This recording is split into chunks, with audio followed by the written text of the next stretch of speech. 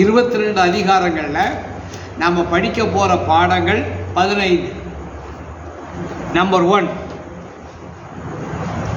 எருசலேமிலே அந்தி கிறிஸ்து மற்றும் கள்ள தீர்க்கதரிசி வெளிப்படுவார்கள்.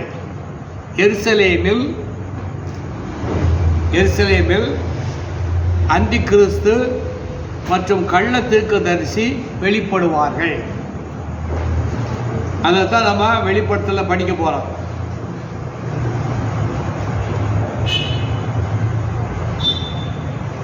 அது ரொம்ப விசேஷம். அதாவது எருசலேம்ங்கிறது ஏன் நமக்கு அதிகமாக சொல்லப்படுகிறது அப்படின்னு யாராவது கேட்டால் நம்ம அதுக்கு என்ன பதில் சொல்லுவோம்?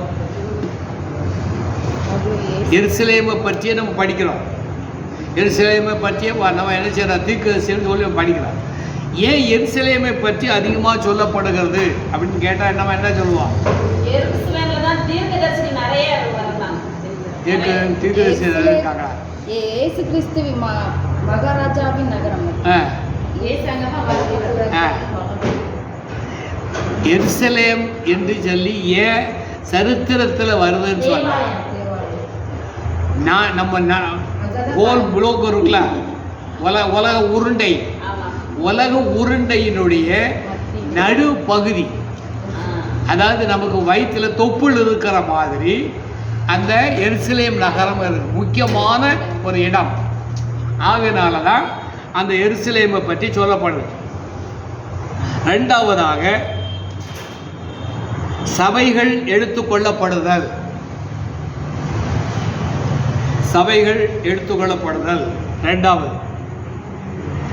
இந்த சபை என்று சொல்லும் பொழுது உண்மையான கிறிஸ்தவர்கள் உயிர்த்தெழுதல் அல்லது மறுரூபம் ஆகுதல். உண்மையான கிறிஸ்தவர்கள் உயிர்த்தெழுதல் அல்லது மறுரூபம் ஆகுதல், அதாவது சேவ்டு பீப்புள், உண்மையான கிறிஸ்தவர்கள்.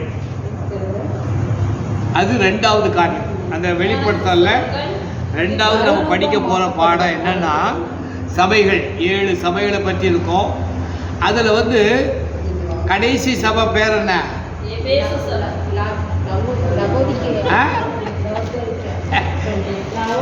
கேள்வி கட்டோடி முடிக்கிறீங்க. லவோதிக்கேயா அது ஏன் அது கரெக்டாக வந்திருக்கு அப்படின்னு சொன்னால், லவோதிக்கா சபையும் நம்ம நிலைமையும் ஒன்று. என்னது? அனலும் கிடையாது, குளிரும் கிடையாது. வெதுவெதுப்பாக நம்ம இருக்கிறோம். இப்போ இந்த குளிர் காலத்தில் நம்ம வெதுவெதுப்பாக குளிரில் குளிக்கிற மாதிரி நாம் வெதுவெதுப்பாக இருக்கிறோம். சரி, 3வதாக குடி தண்ணீருக்காக,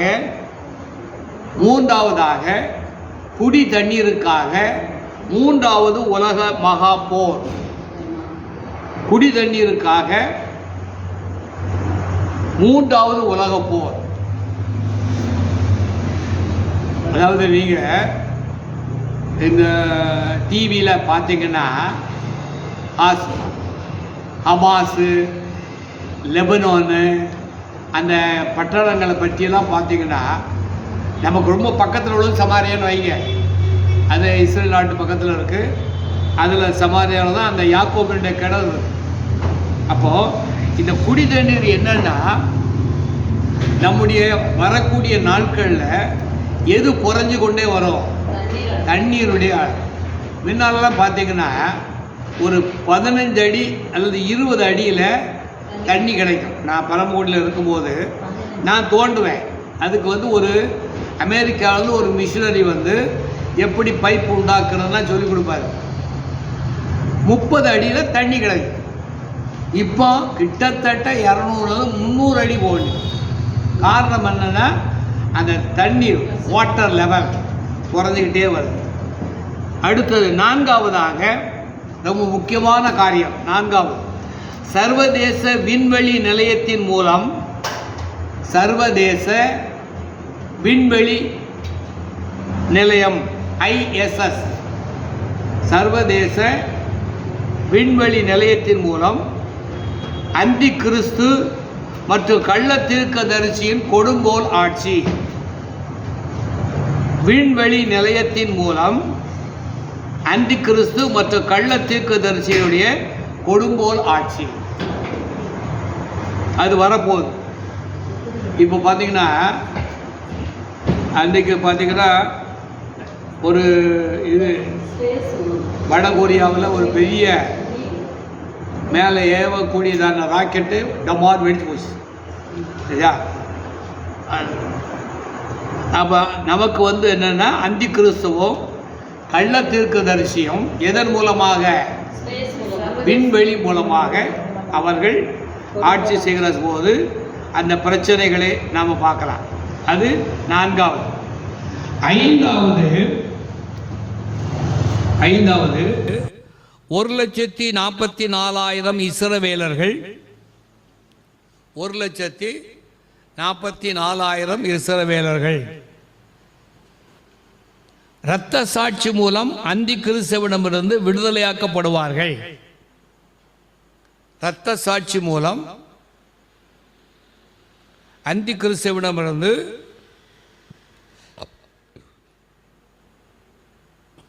இவர்களெல்லாம் இரத்த சாட்சிகளாக அவர்கள் பயன்பட்டிருப்பாங்க. அதையெல்லாம் எனது விடுதலையாக்கப்படுவாங்க. அது 5வது. அது நம்ம படிக்க போகிறோம். இஸ்ரேல் நம்ம வெளிப்படத்தில் படிக்கும்போது அந்த 12 அந்த கோத்திரங்கள், அதில் ஒரு கோத்திரத்தின் பேர் அங்கே இல்லை. எது தெரியுமா? 12 கோத்திரத்தில் ஒரு கோத்திரத்தின் பேர் இல்லை. எது? தான் கோத்திரம். Very good. தான் கோத்திரம் கிடையாது. அது ஏன் இல்லைங்கிறது நம்ம பின்னால் படிப்போம். சரி. 6வதாக மெல்கிசதேக்கின் மூலம் பரிசுத்தவான்களுடைய அறுவடை. மெல்கிசதேக்கின் மூலம் பரிசுத்தவான்களின் அறுவடை. இந்த மெல்கிசதேக்குன்னு சொல்லும் போது யார் நினைவு நமக்கு வருது? ஆபிரகாம். முதல் தசமபாகம் என்கிற அந்த ஒரு கருத்து இந்த மெல்கிசதேக்கின் மூலமாகத்தான் நமக்கு வருது. அதில் அவர் எல்லாத்தையும் கொடுக்கன்னு சொல்லும் போது நான் சொல்வார், நான் உனக்கு கொடுக்க வேண்டியதை கொடுப்பேன், ஓம் பேர் எடுத்துக்கிட்டு நான் போக மாட்டேன் அப்படின்னு யார் சொல்லிடுவா? ஆபிரகாம் சொல்லிடுவார். அடுத்தது 7வதாக தூதர்கள் மூலமாக துன்மார்க்கருடைய அறுவடை. தூதர்கள் 7 வகையான தூதர்கள். அந்த 7 வகையான தூதர்கள் மூலமாக நாம் அதெல்லாம் பின்னால் விவரமாக படிக்க போகிறோம். இப்போ அதனுடைய தலைப்பை பற்றி உங்களுக்கு கொடுக்குறேன். 7 தூதர்கள் மூலம் துன்மார்க்கருடைய அறுவடை. அடுத்தது மிக முக்கியமான ஒரு ராஜ்யம். நம்ம வேதத்தில் ஒரு முக்கியமான ராஜ்யம் எது? கேள்வி எழுதிக்கிடுங்க, அப்போ தான் உங்களுக்கு தெரியும். முக்கியமான ராஜ்யம் வேதத்தில் முக்கியமான ராஜ்யம் எது? சாப்பாட்டு ராஜ்யமா?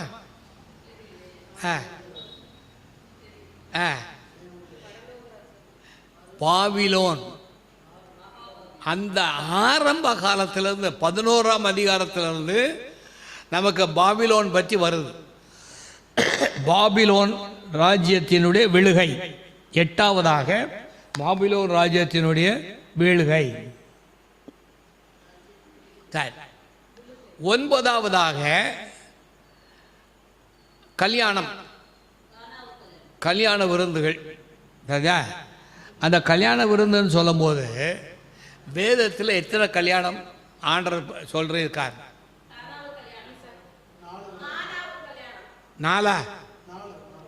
4 அவர் 4ன்ட்டார்.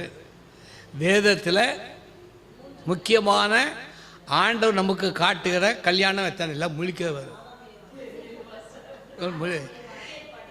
எத்தனைப்பா? 3 கல்யாணம் தான். 3 கல்யாணம். சரியா? கல்யாணம் யாரு? ஆதாம் ஏவாள். சரியா? கல்யாணம் ஆதாம் ஏவாள். 2வது கல்யாணம் கானாவூர் கல்யாணம். 3வது கல்யாணம் ஆட்டுக்குட்டியானுடைய கல்யாணம். சரியா? அதனால் இந்த கல்யாண நேரத்தில் பேசும்போது இதை பேசுனா அவங்களுக்கு விளங்குமோ விளங்காத தெரியலை. ஐயா மற்றது எல்லாம் மற்ற கல்யாணங்களெல்லாம் ஆண்டவர் நமக்கு என்ன செய்யலை, அவர் பிரசன்னமாக அங்கே இருக்கு. இங்கே போது உதாரணமாக தேவன் ஆதாமை ஏவாளி உண்டாக்கினார். கானா ஒரு கல்யாணத்தில் யார் இருந்தா, ஆண்டவர் இருந்தார். இது ஆட்டுக்குட்டியாருடைய கல்யாணம், கடவுளோடு சம்மந்தப்பட்டது. நீங்கள் உடனே முழிக்கப்படாது, நிறைய கல்யாணம் இருக்குது அதெல்லாம் சொல்லலையே. அவர் நிறைய கல்யாணம் இருக்குது சரியா, அது பூரா திருட்டு கல்யாணங்கள், அதனால் சொல்லப்பட. சரி, அடுத்தது 10ஆம் ஒரு வருடத்துக்கு பின்பாக எழுதிக்கொள்ளுங்கள். 10வது காரியம், ஒரு வருடத்துக்கு பின்பாக அர்மகதோன் யுத்தம். அர்மகதோன், அந்த அர்மகதோன் இன்னைக்கு பார்த்தீங்கன்னா ஒரு 440 மைல் நினைக்கிறேன், அந்த அளவுக்கு பெரிய இடம். இப்போ அதில் தான் நம்மளாம் போய் பார்க்கலாம். நீங்கள் அர்மகதோன் யுத்தம், ஒரு வருடத்துக்கு பின் அர்மகதோன் யுத்தம். அதில் நடக்க போகிற காரியம் என்னன்னா, சாத்தான் சிறைப்படுதல். சாத்தான் சிறைப்படுவான் அல்லது சிறையாக்கப்படுவான். அதாவது நம்ம படிக்கிற பாடம் இனி நடக்க போகிற காரியத்துக்குள்ளே முக்கியமான காரியம். ஆனால் நீங்கள் தெளிவாக எழுதி வச்சுக்கோங்க. மற்றவங்க படிக்கிறாங்களா பற்றி நம்ம கவலைப்பட வேண்டாம், நம்ம எழுதி வச்சுக்கோங்க. சரி, அப்போது ஒரு வருடத்துக்கு பின்பாக அர்மகதோன் யுத்தம், சாத்தான் சிறைப்படுதல், அந்தி கிறிஸ்துவும் கள்ள தீர்க்கதரிசியும் நரகத்துக்கு செல்லுதல். எவ்வளோ முக்கியம் பாருங்க. அது அந்தி கிறிஸ்துவும் கள்ள தீர்க்கதரிசியும் நரகத்திற்கு செல்லுதல்.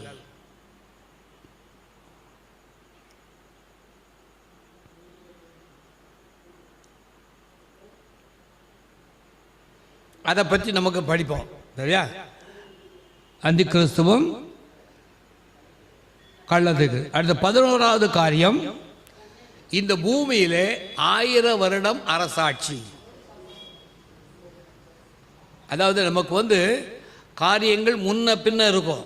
நம்ம படிக்க போகிற பாடங்களை பற்றி சொல்லிக்கிட்டு இருக்கேன். வரிசையாக நம்ம காரியங்களை எழுதலை. 1000 வருஷத்துக்கு அப்புறம் தான் மற்ற காரியங்கள் நடக்கும். 1000 வருட அரசாட்சி இந்த பூமியில் நடக்கும். எவ்வளோ பெரிய ஆச்சரியம். அப்போது அதில் நான் நினைக்கிறேன், பரிசுத்தவான்கள் எல்லாம் ஆண்டரோடு கூட பூமியை என்ன செய்வாங்களாம். அப்போ நீங்களும் இருக்கலாம். இப்போ ஃபைனான்ஸ் மினிஸ்டர், இப்போ மேரிலாம் எழுத்தாளர் அந்த சங்கத்தில் இருக்கலாம் சரியா. சரியா, அது 1000 வருஷம். அடுத்த 12வதாக சாத்தான் விடுதலை செய்யப்படுதல். சாத்தான் விடுதலை செய்யப்படுதல்.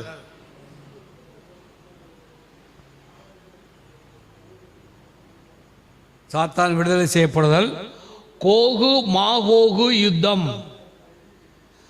கோகு, கே ஓ கு, கோகு, காக்குன்னு எழுதிவிடப்படாது. கோகு மாகோகு. இந்த யாரு இந்த பேர் யாரு? Magog, cocoa.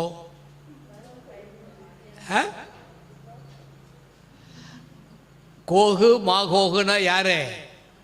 ரஷ்யா, வேற ஒன்றும் இல்லை சரியா. ரஷ்யாவில் இப்போ பிரசிடென்ட் யாரு? அது எவராக இருந்தால் நமக்கு என்ன.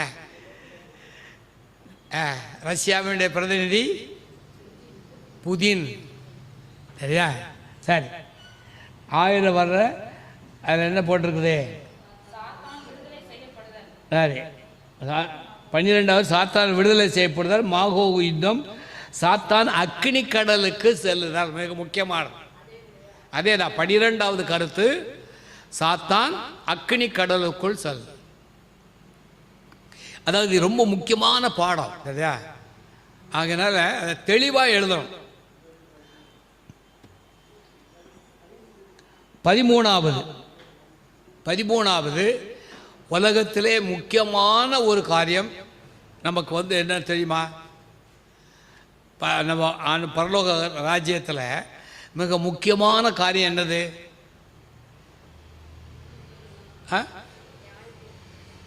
நியாயத்தீர்ப்பா? Very good.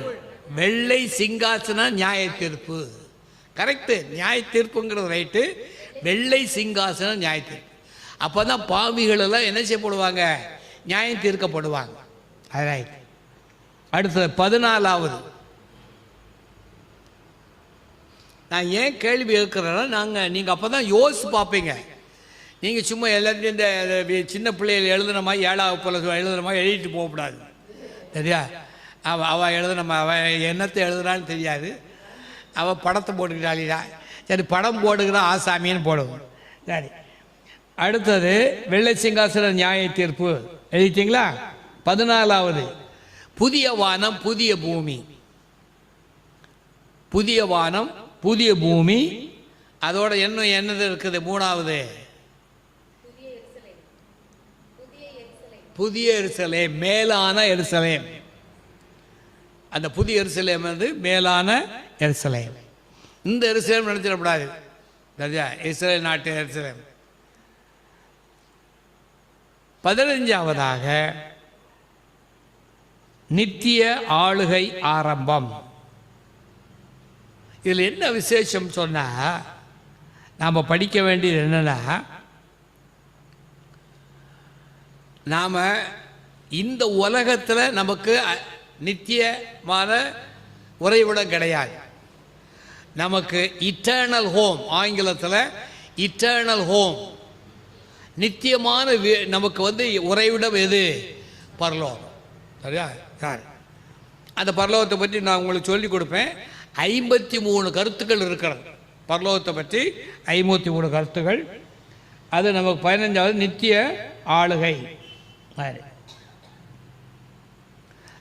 இதை வந்து நம்ம வந்து அதை வியாக்கியானம்னு போட்டுடுங்க. தலைப்பு வியாக்கியானம்.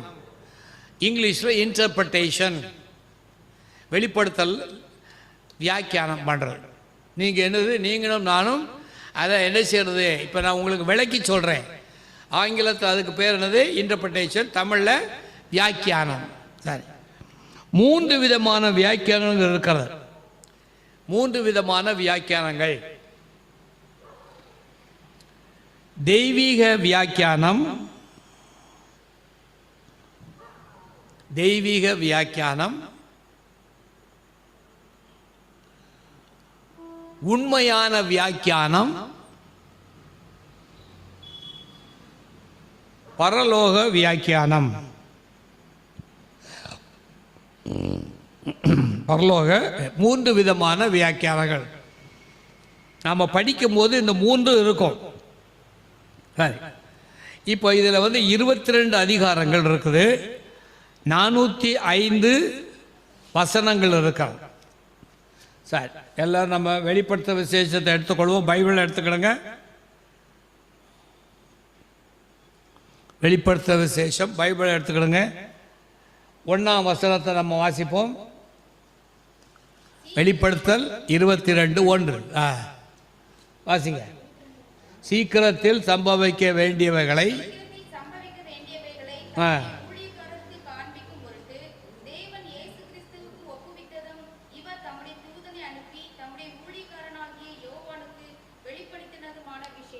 சரி. இப்போ இந்த வசனத்தில் நமக்கு வந்து என்ன காரியம் சொல்லப்பட்டிருக்கிறது? என்னம்மா? நீங்கள் ஒன்றே ஒன்று நின்றுட்டீங்க. அதில் வந்து 1ஆம் வசனத்தில் 3 காரியம் இருக்குது. முதலாவதாக தேவன் இயேசுவுக்கு வெளிப்படுத்துகிறார். இயேசு தூதனுக்கு என்ன செய்கிறாரு? வெளிப்படுத்துகிறார். முதல்ல தேவன், 2வது இயேசு கிறிஸ்து, 3வது தூதன். தூதனுடைய பேர் அங்கே சொல்லப்படலை. நம்ம இன்னொன்று ஞாபகம் வச்சுக்கோங்க. நம்ம தூதர்களில் முக்கியமான சில தூதர்களுடைய பேர்கள் தான் இருக்கே தவிர நிறைய பேர் வரல. அதில் எந்த தூதனாக இருக்கலாம்?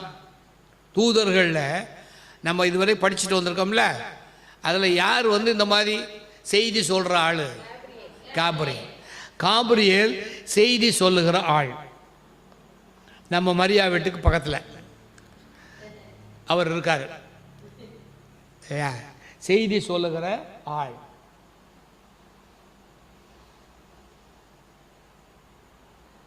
அந்த காபிரியேலை பற்றி நம்ம வாசிக்கணும்னு சொன்னால்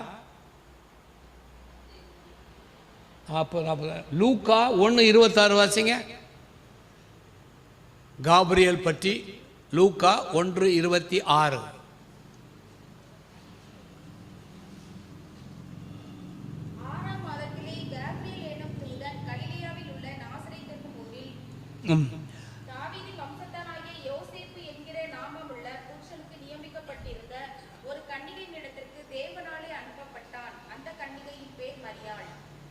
அது கேப்ரியல்னு வருதா? சரி, அதை குறித்து கொள்ளுங்க. அப்போ இவர் நம்பிக்கைக்கு பாத்திரமான தூதன். நம்பிக்கைக்கு பாத்திரமான தூதன் காபிரியேல். இவரை பற்றி ஏசாயா 4:18 பாருங்க. ஏசாயா 4:18.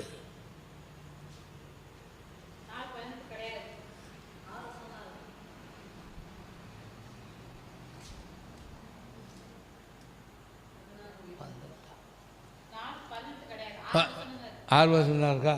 இது 4:18 4ஆம் அதிகாரம் 18. சரி, 15 இருக்கா பாருங்க. 15 இல்லைல்ல, 18வது நூல் வந்து இப்போ பாருங்க, ஏசாயா தானே பாருங்க. 18வது நூல் எண்ணி பாருங்க. 18வது நூல்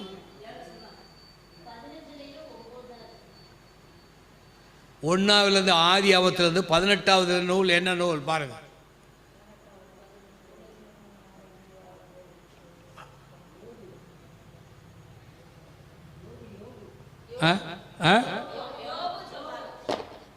வர 18வது யோபு. அதான் கையில் தான் வச்சிருக்கிட்டே உங்ககிட்ட கேட்டுக்கிட்டு இருக்கேன். யோபுல 4:18 வாசிங்க. யோபு 4:18.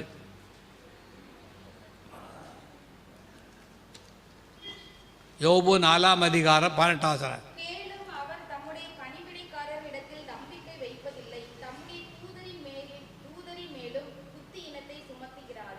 தூதன் மேலும் தான் சொல்லிக்கவில்லை, என்ன சொல்ல? காபிரியல்னு சொல்லப்படலை. அதே மாதிரி 15:15 யோபு 15:15.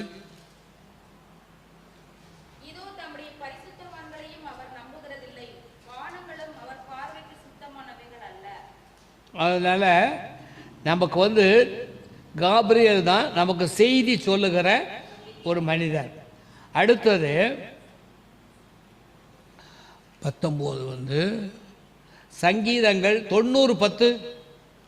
சங்கீதங்கள் 90:10.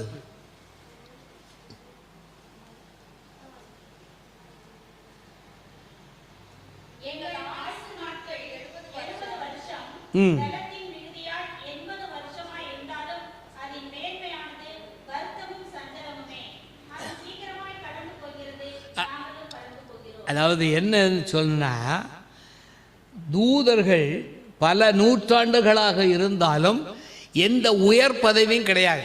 அவங்களுக்கு என்ன கிடையாது? உயர் பதவி கிடையாது. மனிதன் எத்தனை ஆண்டு காலம் இருக்க போகிறான்? 70 ஆண்டு காலம். அவனுக்கும் அந்த விதமாக நமக்கு என்ன கிடையாது? உயர் பதவி கிடையாது. சார், நமக்கு வந்து ஆண்டவர் வந்து இவர் தொடர்பு துறை, தமிழில் போட்டுடுங்க, தொடர்பு துறைக்கு மிகாவேல் அவர் தூதனாக இருந்தார். தொடர்பு துறை, தொடர்பு துறைன்னா என்னது இங்கிலீஷில்? Communication, minister of communication. அது வந்து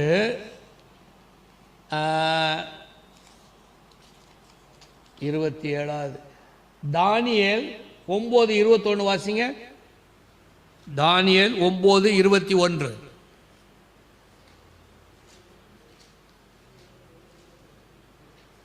அப்படி நான் ஜெபம் பண்ணி கொண்டிருக்கும் போதே முதல் தரிசனத்திலே நான் கண்ட புருஷனாகிய காபிரியேல் வேகமாக பறந்து வந்து அந்திப்பலியின் நேரமாகிய வேளையிலே என்னை தொட்டார். அதை நாம் பார்க்குறோம். காபிரியேல் வந்து அவர் தொடர்பு துறைக்கு பொறுப்பு வகித்தார் என்பதற்கு வேத வசனம் 21 வசனம் 22 வசனம். அதே போல தான் காபிரியேல் சொல்ல யோவான் எழுதினார். யோவான் ஆண்டவருடைய ஆவியானவருடைய பலத்திலும் யோவான் ஆவியானவருடைய பலத்திலேயும் பிதாவின் சித்தத்தின்படியும் இந்த நூலை எழுதினார். ஆவியானவருடைய பிரசன்னம், இயேசு கிறிஸ்துவின் பிரசன்னம், ஆவியானவருடைய பலன். சரி, இனி 2ஆம் வசனத்துக்கு போவோம். நீங்கள் வரிசை எழுதிடுங்க. அதாவது வெளிப்படுத்தல் 1ஆம் அதிகாரம்னு தலைப்பு போட்டுடுங்க. அது கீழே இந்த வரிசையில் 2ஆம் வசனம்.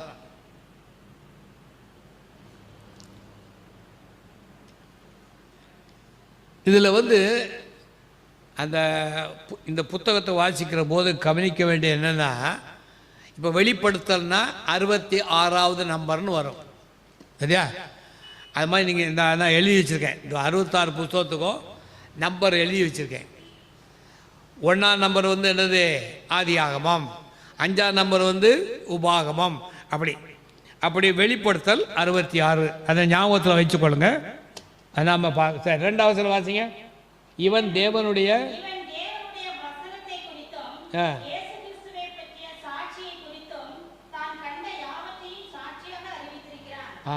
அப்போ யோவான் 3 காரியங்களை செய்கிறார்.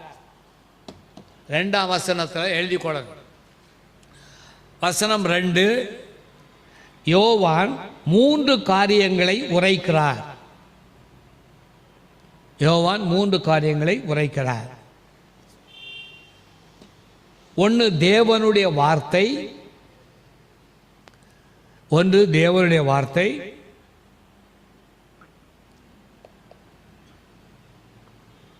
2வது இயேசு கிறிஸ்துவின் சாட்சி. இயேசு கிறிஸ்துவினுடைய சாட்சி. 3வது இயேசு கிறிஸ்துவனுடைய சாட்சி. இயேசு கிறிஸ்துவை சாட்சி. 3வது தான் பார்த்த காட்சிகள், தான் கண்ட காட்சிகள், யோவான் கண்ட சாட்சிகள்.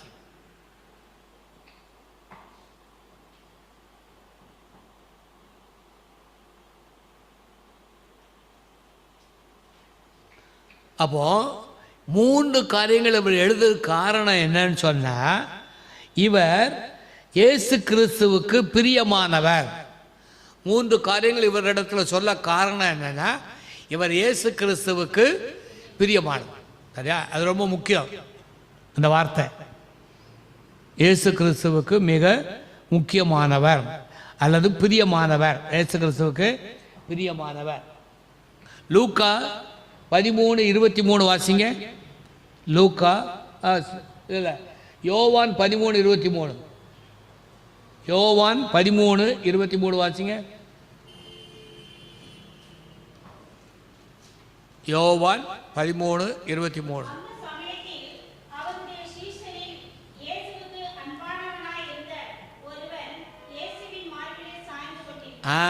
இயேசுவின் மார்பிலே சாய்ந்தது யாரு? யோவான். இதில் நம்ம வந்து ஒரு ஆவிக்குரிய அர்த்தம் நம்ம சொல்லணும்னா, யோவான் யாருடைய மார்பிலே சாய்ந்திருந்தான்? அதனால என்ன நன்மை ஏற்பட்டது? யோவான் இயேசுவின் மார்பிலே சாய்ந்திருந்ததுனால என்ன நன்மை ஏற்பட்டது? கேள்வி.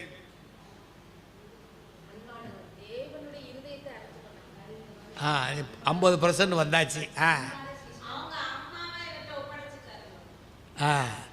அவங்களுக்கு 25 மார்க்கு.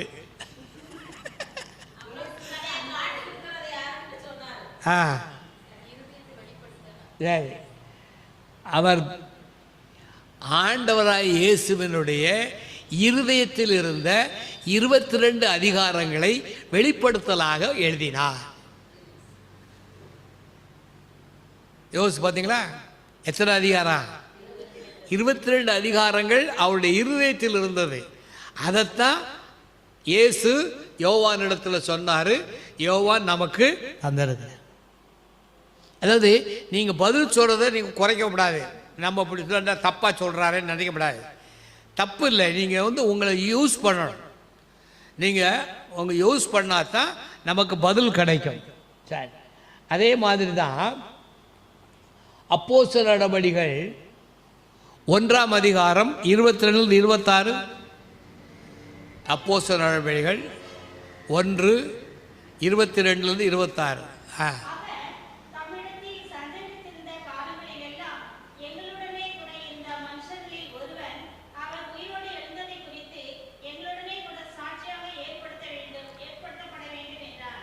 அதாவது ஆண்டவர் உயிரோடு எழும்பி, சரியா?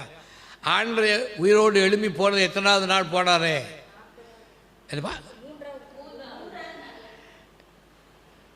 அவர் மரித்து உயிர் தெழுந்து எத்தனாவது நாள் பரலோகம் போனாரே? 50வது நாள், சரியா? ஆண்டவர் பரலோகம் போகும்போது அப்போஸ்தலர் 1:10 அங்கே சொல்லப்பட்டிருக்கிறது. அவர் நினைச்சாரு பெந்திகாஸ்ட், அதிலிருந்து வந்தது தான் என்னது? பெந்திகாஸ்ட். சரி, அப்போது நமக்கு பார்க்கிறோம் ஆண்டவர் யோவானை அவர் அப்போஸ்தலராக தெரிந்தெடுக்கிறதுக்கு அவர் 3 காரியங்களை சொல்லதுக்கு காரணம் என்னென்னா, யோவான் ஆண்டவருக்கு என்ன பண்ணுவ பிரியம். இன்னொரு ஆள் இதே மாதிரி பிரியமானவர் யாரு? பேதுருவா? பேதுரு அவன் பொம்பளையை கண்டு ஓடி போயிட பையன். சீமோனா? தானியேல் பிரியமானவன் என்று அழைக்கப்பட்டான். தானியேல் புத்தகத்தை வாசிங்கன்னா அவன் என்னது? அதான், அதனால தானியேல் அவன் என்னது? பிரியமானவன். அப்போ நமக்கு இப்போ நாம் ஆண்டவருக்கு பிரியமாக இருப்பது எப்படி? 12 காரியங்கள் இருக்குது. அதை ஒரு நாள் டைம் இருக்குமோ உங்களுக்கு சொல்லித்தரேன். நாம் பிரியமாக இருப்பதற்கு எத்தனை காரியம்? 12 காரியங்கள் இருக்குது. சரி, அடுத்து 3ஆம் வசனம் வாசிங்க. வெளிப்படுத்தல் 1:3.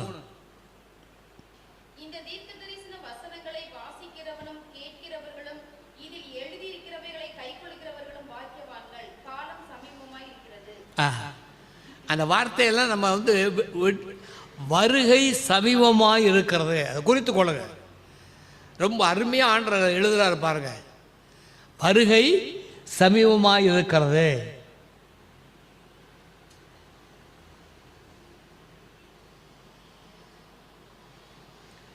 மார்க்கு 1:15 பாருங்க. மார்க்கு 1:15. வசனங்களை தப்பாக எழுதிடாதீங்க, கரெக்டாக எழுதிட்டீங்கன்னா உங்களுக்கு சொல்லிக் கொடுக்க வசதியாக இருக்கு.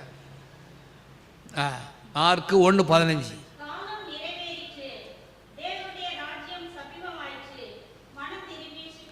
தேவனுடைய ராஜ்யம் சமீபமாயிற்று, சரியா?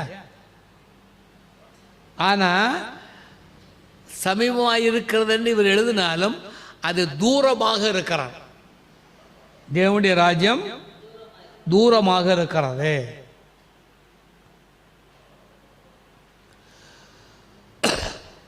ஆதியாகமம் 29:7 வாசிங்க. ஆதியாகமம் 29:7.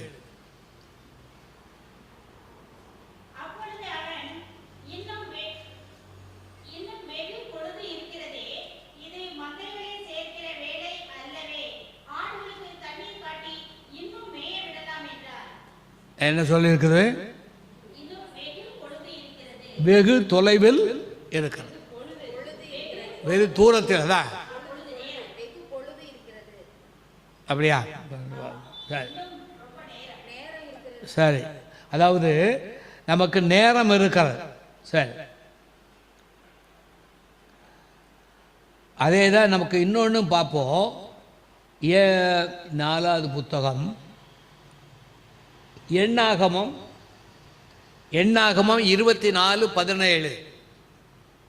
எண் ஆகமம் 4:17. 4:17.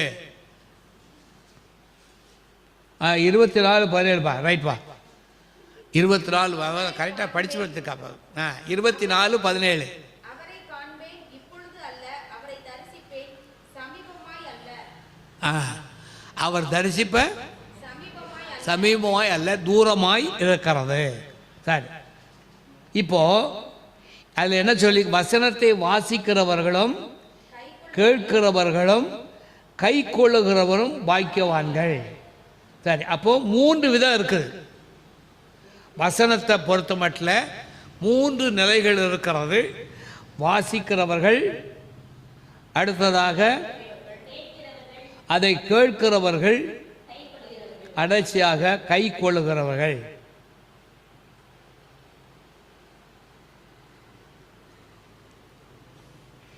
இதில் ரொம்ப விசேஷம் என்ன தெரியுமா, வாசிக்கிறதும் கேட்கிறதும் ஞாயிற்றுக்கிழமை வந்து கேட்டு போயிடுறாங்க.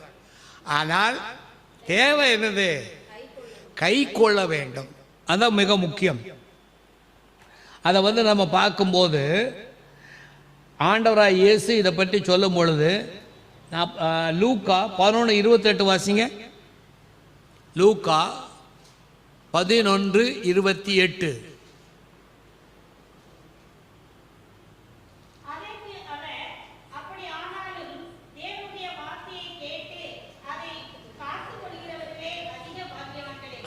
அதை கை கொள்ளுகிறவர்கள், அல்லது இன்னொரு வார்த்தை என்ன சொல்லியிருக்கு, காத்து கொள்ளுகிறவர்கள்.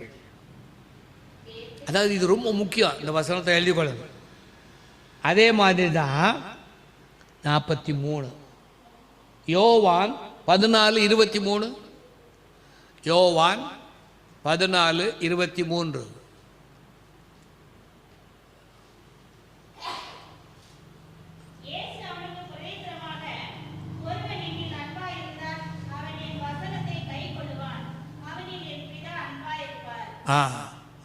வசனத்தை அவன் என்ன செய்வான், கை கொள்ளுவான், பிதாவானவர் அவனில் அன்பாயிருப்பான். ரொம்ப அருமையாக அதை குறிச்சுக்கிடுங்க. பைபிள் ஸ்டடிக்கு நீங்கள் வர்றதுனால ஆண்டவர் உங்கள் மேலே எப்படி இருக்கிறாரு, அன்பாக இருக்கிறார். சரியா? மற்றவங்க மேலே வம்பாக இருக்கிறார். சரியா? வராதவங்க மேலே வம்பாக இருக்கிறார். நீ பாட்டி எழுதிப்படாது, வம்பாக இருக்கிறார் எழுதிப்படாது. நான் சும்மா சொல்லிக்கிட்டு. அதே மாதிரி 22:7 வெளிப்படுத்த 22:7 வாசிங்க.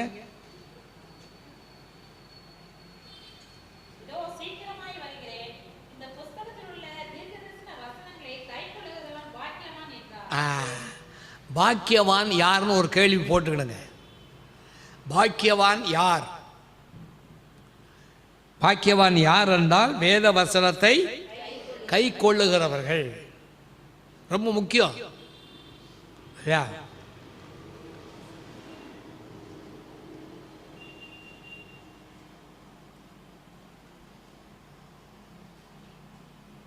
சரி, இப்போ மத்தேயு 1:1 என்ன சொல்லியிருக்கு வாசிங்க.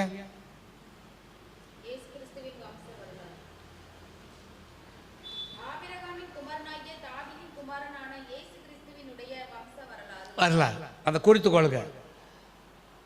இயேசு தாவீதின் குமாரன் என்று என்னப்படுகிறது, சொல்லப்படுகிறது. ஆனால் 22 உன்னத பாட்டு, உன்னத பாட்டு எடுங்க. உன்னத பாட்டு வராதே.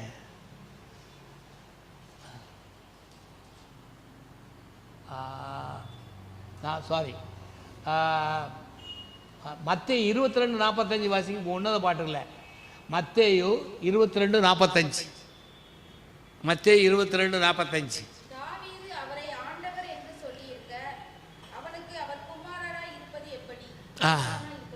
அப்போ என்னது, 1ஆம் வசனத்தில் இயேசு தாவீதின் குமாரன் என்று சொல்லப்பட்டுள்ளது. ஆனால் மத்தேயு 22:45 இயேசு அதை அங்கீகரிக்கவில்லை. அதை எழுதிக்கிடுங்க. இயேசு அதை அங்கீகரிக்கவில்லை.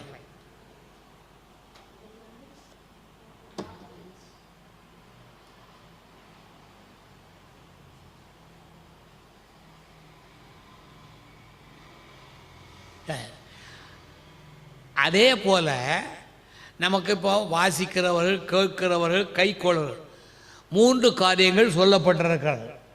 அந்த 3 காரியங்களை நம்ம பற்றி பார்க்கும்போது பாக்கியவான்கள் 3 பேர் யார்? பாக்கியவான்கள் என்பது இயேசு அவர் அதை ஒப்புக்கொள்ளவில்லை.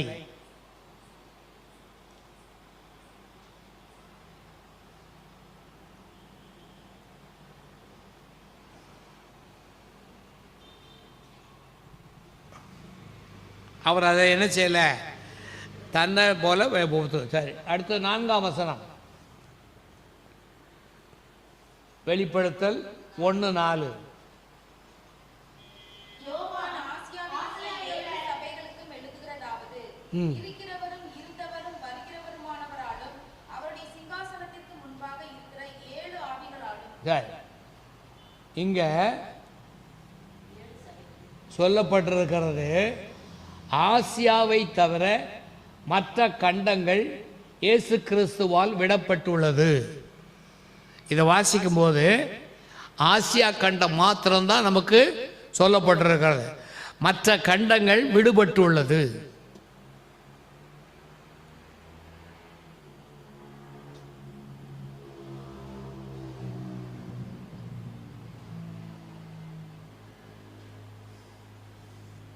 ஆசியா கண்டத்தில் மாத்திரம் இருக்குது. மற்றவர்களை பற்றி நமக்கு என்ன செய்யலை. 5 கண்டங்கள் இருக்கிறது. அதில் ஆசியா கண்டம் மாத்திரம்தான் சொல்லப்படுகிறது. அதில் என்னென்னா, ஏன் ஆசியா கண்டம் மாத்திரம் சொல்லப்படுகிறதுன்னு சொன்னால் 42 லூக்கா 24:47 ஏன் ஆசியா கண்டம் மாத்திரம் சொல்லப்படுகிறது? லூக்கா 24:47 அது மேலே தலைப்பில் போய் ஆசியா கண்டம் மாத்திரம் ஏன் சொல்லப்படுகிறது கேள்வி எழுதிக்கணும்.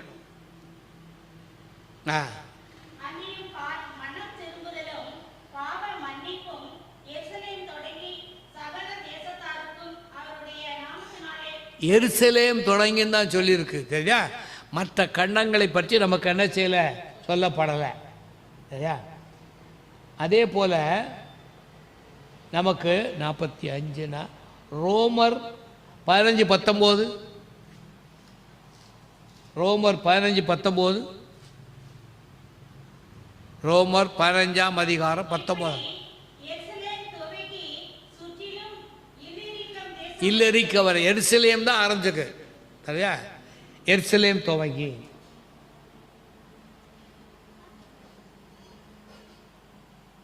சரி. இதில் இந்த ஆசியா கண்டத்தில் உள்ள ஒரு பிரச்சனை என்னன்னு பார்க்கணும். தலை போட்டுடுது.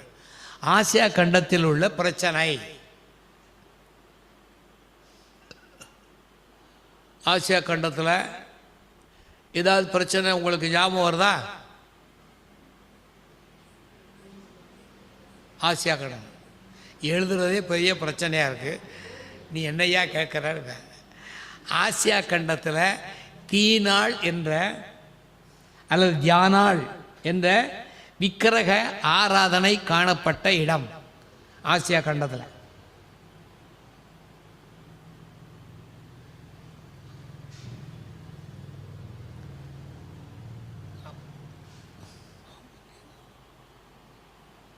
அப்போஸ்தலர்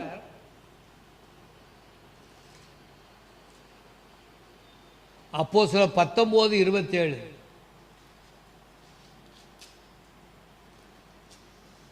அப்போஸ்தலர் 19:27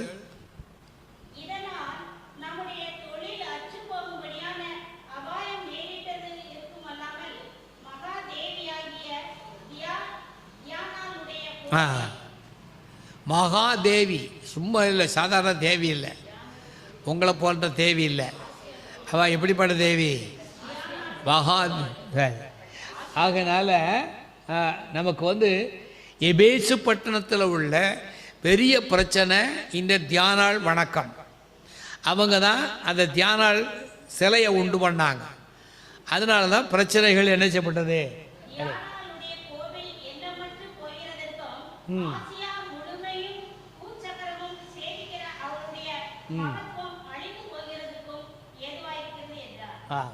சரி, அதனால்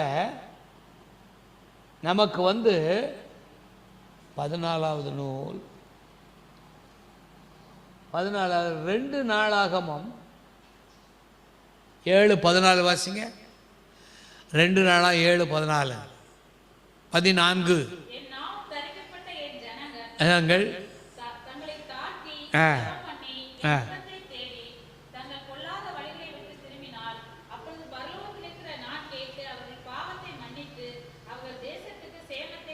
என் நாமம் தரிக்கப்பட்ட என் ஜனங்கள் அவர்கள் இந்த மாதிரி தேவதைகளுடைய பெயர்களை என்ன செய்யக்கூடாது, வைக்கக்கூடாது.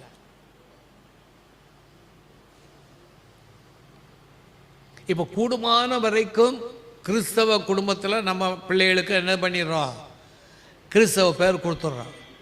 ஆனால் அப்படி இல்லாமல் இருக்கும்போது பிரச்சனைகள் வரும். சரியா? இப்போ எனக்குலாம் எங்கள் அப்பா பாலசிங்கன்னு வச்சு விட்டாரு. எதுக்குன்னு தெரியல. ஒரு பைபிள் வாசனத்தில் பாலசிங்கம்னு வர்றதுனால வச்சாரா தெரியாது. குழந்தையா சிங்கம்னா என்னதப்போ, சிங்கம்னா கடிக்கிற குழந்தையா? ஆமாம், நம்ம பாலசிங்கம் தான். இப்போ என் வீட்டுக்காரிட்ட கேட்டால் தான் தெரியும் என்ன சிங்கம்னு கேளுங்க, அவள் கரெக்டாக சொல்லுவாள். சரியா? சரி, ஆகனால நம்ம பேர்கள் வைக்கும் போது மிக கவனமாக வைக்க வேணும். சரி, அது அந்த தீனாங்கிற பேர் வைக்கும்போது லண்டனில் டயானான்னு ஒருத்தி இருந்தான் தெரியுமா? அவள் கடைசியில் கார் விபத்தில் ஆள் காலி. சரியா? அது எந்த வருஷம்னா 1997 ஆகஸ்ட் 31 கார் விபத்தில் செத்து போயிட்டான். யார்? டயனா. சரியா? அதனால் டயனாங்கிற பேர் நினைச்சக்கூடாது, இருக்கக்கூடாது. அதே மாதிரி சங்கீதம் 68:31 வாசிங்க. சங்கீதம் 68:31.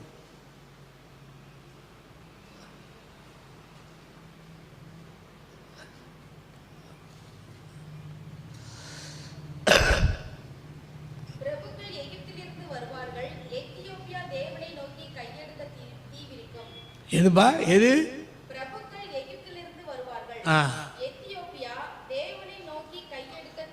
அதாவது நமக்கு வந்து ஆப்பிரிக்கா வந்து நமக்கு என்ன செய்யப்படலை, அதிகமாக சொல்லப்படலை. எத்தியோப்பியா தேசம் தான் சொல்லியிருக்கு. இன்றைக்கி பார்த்தீங்கன்னா எத்தியோப்பியா தேசத்தை வந்து இன்றைக்கி நம்ம ஞாபகத்தில் வச்சுக்கணுங்க.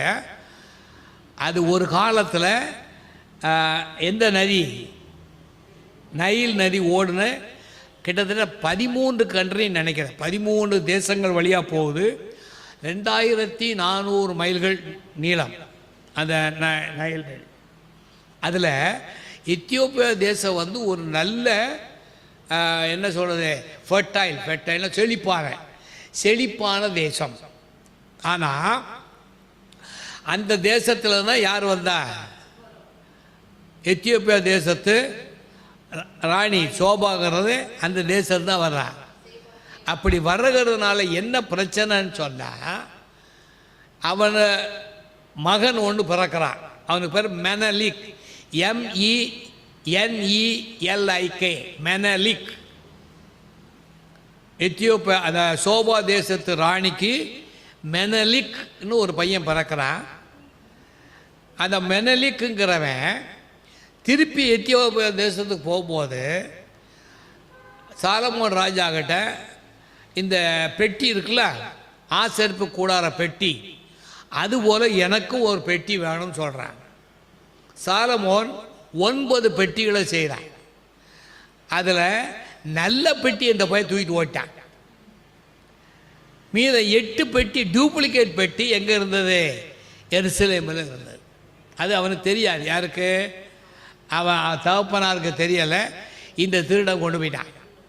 அவன் கொண்டு போனதுனால இன்னைய வரைக்கும் எத்தியோப்பியா தேசத்தில் ஒரு தீவில் அந்த பெட்டி இருக்கதா சொல்கிறாங்க. அதனால் நம்ம எத்தியோப்பியா தேசத்துக்கு நம்ம எல்லாம் போயிட்டு வருவோம். என்ன இருக்குதான்னு தேடி கண்டுபிடிச்சி சரியா முதல்ல பாஸ்திரமாக அனுப்பி விட்டுருவோம். சரியா கண்டுபிடிக்கணும்ல. அதனால் எத்தியோப்பியா தேசம் இன்னைக்கு செழிப்பு இல்லாமல் இருக்க காரணம் என்னவென்றால் எது இருக்குது? எட்டி இருக்கு. இப்போ 3வது கட்டடம் கட்ட போகிறாங்க. அதாவது டோம் ஆஃப் த ராக், மெனலிக், இன்னொரு இது அதுக்கு ஏற்றாக்கல அல் அக்ஸா மால். Dome of the Rock, Al Aqsa மால் ரெண்டும் இருக்குது. இப்படி இருக்குது. இதில் ரெண்டு மத்தியில் 3வது ஆலயம் கட்ட போகிறாங்க. அப்படி கட்டும்போது கண்டிப்பாக என்ன இருக்கணும்? அந்த கட்டடத்துக்குள்ளே என்ன இருக்கணும்? உடன்படிக்கை பெட்டி வந்தால் தான் அது ஆலயம் சேராது. அதனால் அந்த ஒரு காரியம் அந்த ஞாபகத்தில் வச்சுக்கணும்.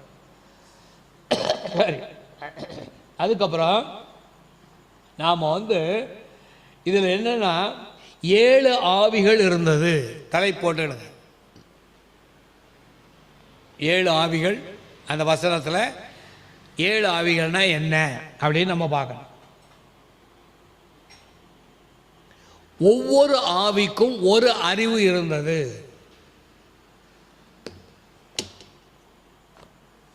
என் பைபிளை வீட்டில் வச்சுட்டு வந்தோன்னா சரி பரவாயில்ல.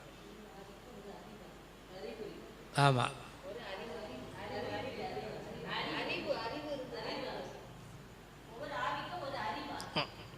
சரி.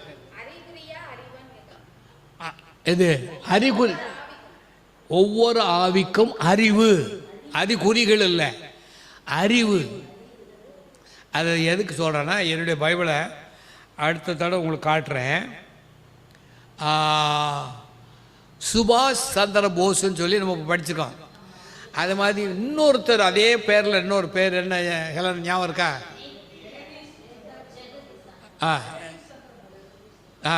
அவர் சொல்கிற பேரை குறிச்சுக்கிடுங்க.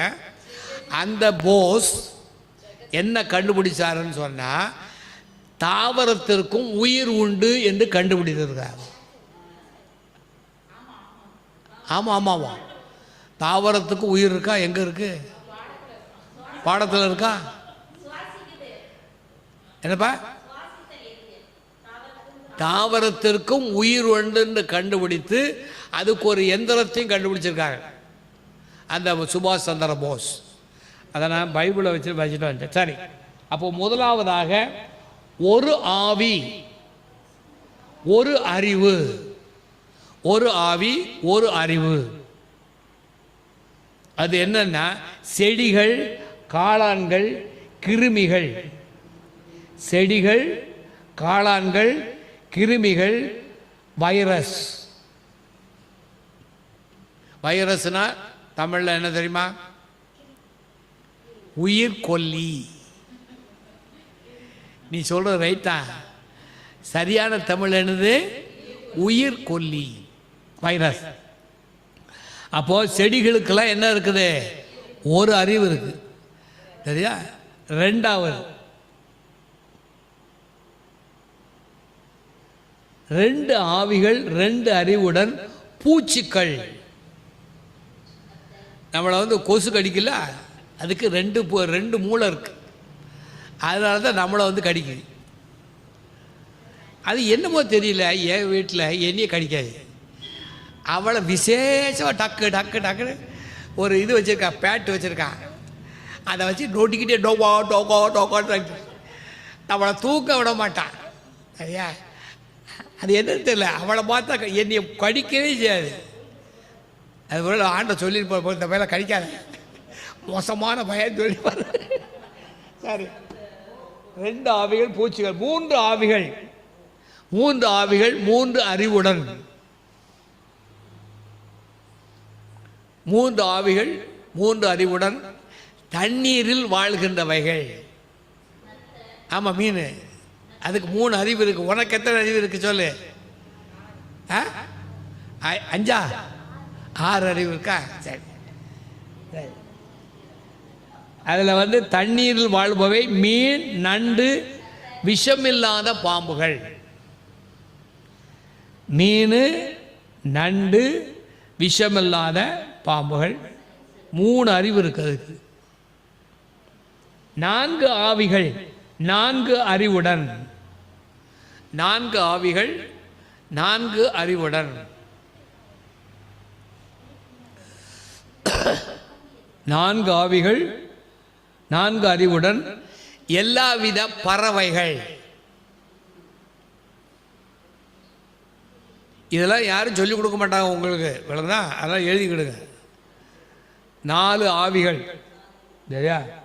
அது என்னது? பறவைகள். 5 ஆவிகள், 5 அறிவுடன்.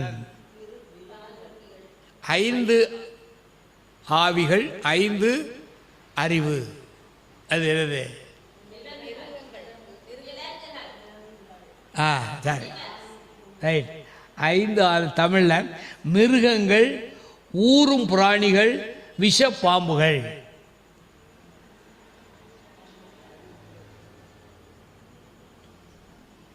மிருகங்கள், ஊரும் பிராணிகள், விஷ பாம்புகள். முதல்ல சொன்ன விஷமில்லாத பாம்பு, அது அறிவு குறைவு. அடுத்தது 6 அறிவுகள், 6 அறிவுடன். இது யாரு? அவதான். 6ஆப்பு படிக்கிறதா?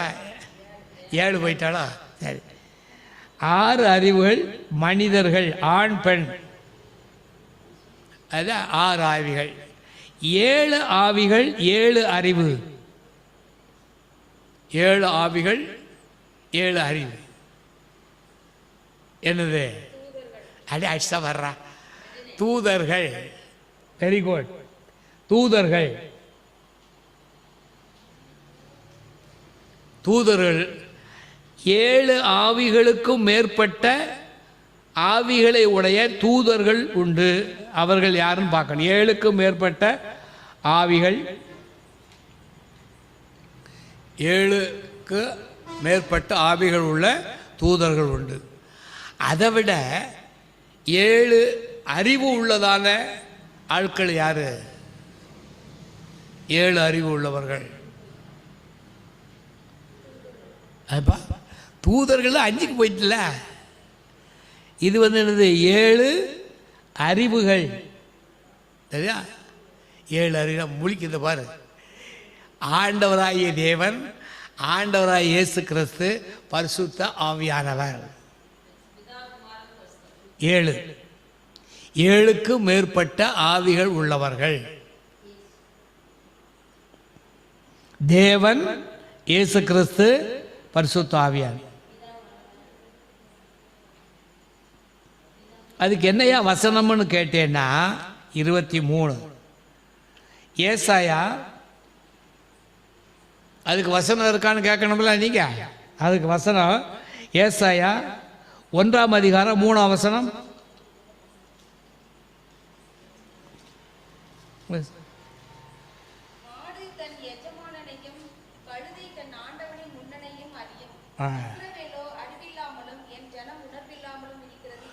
இஸ்ரவேல் என்ன போட்டிருக்கு?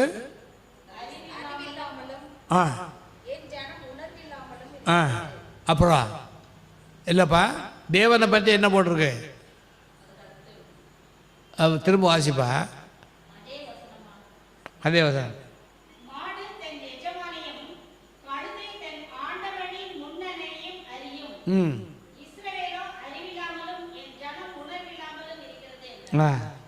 சரி.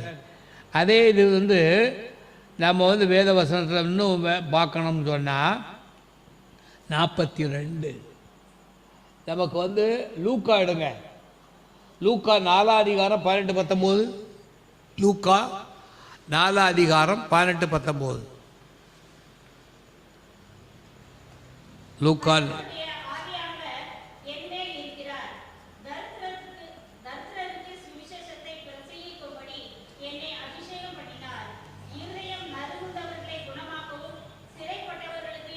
அதாவது மனிதனுடைய ஆவி, மனிதனுடைய அறிவை விட ஆண்டவரை பற்றி அங்கே என்ன செய்யப்படுது? சொல்லப்படும். இருக்கிறார். சரி, அதே மாதிரி ஏசாயா 40:13, ஏசாயா 40:13. அதாவது நம்ம சொல்லி கொடுக்கும்போது மற்றவங்களுக்கு அந்த வசனத்தை சொல்கிறத புரியும். ஏசாயா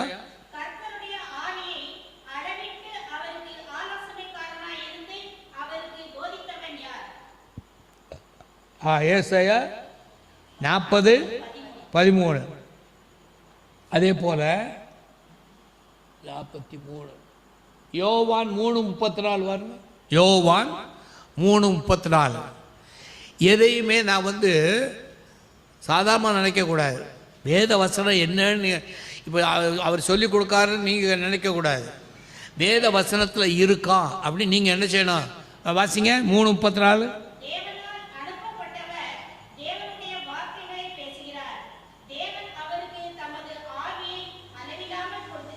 அளவில்லாமல் கொடுத்திருக்கிறார். அந்த வசனத்தை கொடுத்துக்கணும்.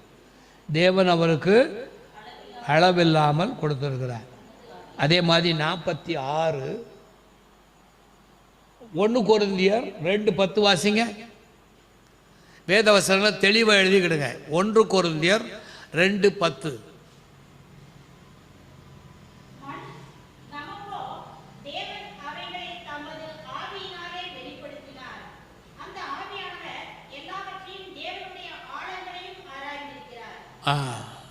அந்த வசனத்தையும்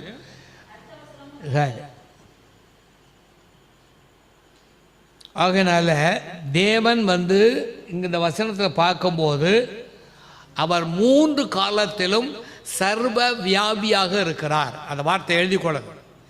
தேவன் 3 காலம். 3 காலம்னா என்னது? நமக்கு ப்ரெசண்ட், பாஸ்ட், ஃபியூச்சர். ப்ரெசண்ட்னா நிகழ்காலம், கடந்த காலம், வருங்காலம். 3 காலங்களிலும் சர்வ வியாபியாக கர்த்தர் இருக்கிறார். சரியா? அதோட வெளிப்படுத்தல் முடிஞ்சு போச்சு. மணி 8. காப்பி வருதான்னு பாருங்க.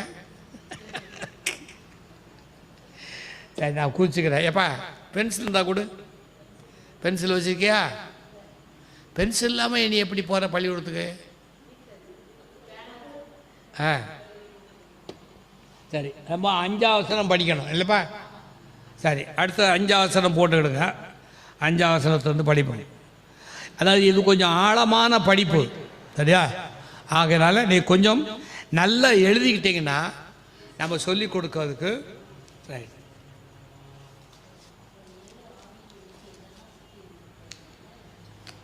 அதில் நேற்று உட்கார்ந்து எழுதுனது என்னென்னா, நம்முடைய வறுமையை நீக்கக்கூடிய 70 வகையான ஜெபங்கள். அது ரொம்ப பிரயோஜனமாக இருந்தது. சரியா? நம்முடைய வறுமையை நீக்கக்கூடிய 70 வகையான ஜெபங்கள், குடும்பத்தை பாதுகாக்கக்கூடிய 70 வகையான ஜெபங்கள், வியாபாரத்தின் ஒவ்வொன்றுக்கும் இருக்குது, பிள்ளைகளுக்கு ஒவ்வொன்றுக்கும் இருக்குது. அது நம்ம நேரங்கள் வரும்போது நம்ம என்ன செய்வோம்? எழுதி படிச்சுக்கணும். சார், நல்ல பிதாவே சோத்திரம். ஆண்டவராகிய இயேசுவின் நாமத்தினாலே உம்முடைய பிள்ளைகள் அதை எழுதி படித்து மற்றவர்களுக்கும் கற்றுக் கொடுக்க கிருபை தாரும். ஆண்டுடைய நாமத்தாலே எனக்கும் ஆண்டுடைய நாமத்தினாலே கற்றுக் கொடுக்கக்கூடிய அந்த அறிவை தாரும், ஆசீர்வதியும். இயேசுவின் நாமத்தில் பிதாவே, ஆமென்.